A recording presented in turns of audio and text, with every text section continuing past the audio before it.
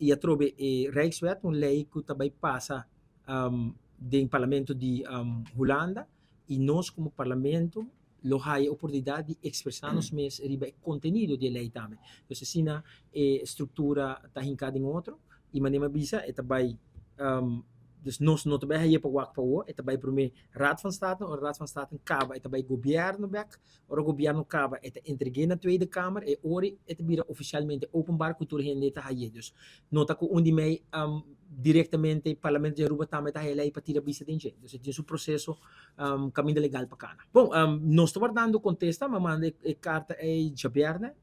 dus nós estamos dando contesta for die minister para mal executar possível e bem parlamento e dando nos ponto de vista de gabinete. Qual ministro? Não, não somente para o gabinete, para mim imaginar-me que também tem mais um ministro mirando que esta tocha parte de finanças, me está do ponto de vista do ministro de finanças, também tem um Rijkswet que caminha com algo de reino, dos ministros de assuntos de reino também tem, e também para o ministro quase seguro também tem para dona em todo caso, inang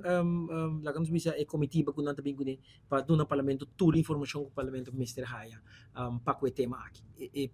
contenido a trobe para o aqui que realmente nós também perde como parlamento que a mestre toma decisão e sei o que nós acabamos de debater com o governo é o único remarca que o governo dá dia que nós trata presupuesto da batata que bota vai mover de renta de 6,9% para uno de 3,4%. Que essa aqui, se você mira em totalidade e com a possibilidade de fazer nós bisa refinanciar deve não contar madurar, também chega um momento que você está de besparing de 100 milhões de florins como país. Que é essa lo qual que tem discussão. Uno, que bota spar como país, que por queda com demo carro e por investir dentro do país para garantir bem-estar para o país, inversão como se toma lugar, então Kiko realmente o parlamento está no momento que vou introduzir Rijkswet maneira aqui.